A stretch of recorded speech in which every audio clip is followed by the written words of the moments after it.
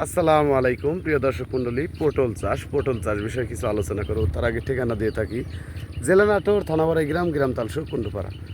Hybrid জাতের পটল কি পরিমাণ ধরে সেটা চোখে না দেখলে আসলে বিশ্বাস করার মতো না। দেখেন থোকায় থোকায় পটল ধরে, দেখেন পটল ধরে আছে। হাই রে পটল রে, এগুলো হচ্ছে অরিজিনাল বারিটো জাতের পটল।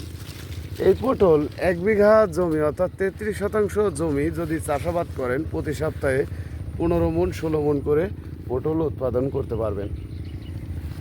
কারণ এই পটলটা প্রতি সপ্তাহে আপনার উঠাইতেই হবে। আর উঁচু জমিতে পটল চাষ করবেন, নিচু জমিতে কখনো পটল চাষ করবেন না। নিচু জমিতে পটল চাষ করলে দেখা যাবে লাভের সংখ্যা হবে না, কারণ নিচু জমিতে পটলের গাছ ভালো টেকে না, যে জমিতে পানি বেঁধে থাকে। উঁচু জমিতে পটল চাষ করলে 100% আপনি লাভবান হতে পারবেন। আর পটল চাষের নিয়ম হচ্ছে জমিটা গাছ লাগানোর পরে জমিটা বেড করে দিবেন, বেড করে দিয়ে সর্বোচ্চ বেটার হয়। তে আপনারা যদি পটল চাষাবাদ করতে চান, আমরা বাংলাদেশের প্রতিটি জেলায় এই হাইব্রিড জাতের পটলের লতা এবং চারা সেল দিয়ে থাকি। অক্টোবর নভেম্বর মাস থেকে আপনারা আমাদের কাছ থেকে সংরক্ষণ করতে পারবেন। ভালো থাকেন, সুস্থ থাকবেন। আসসালামু আলাইকুম।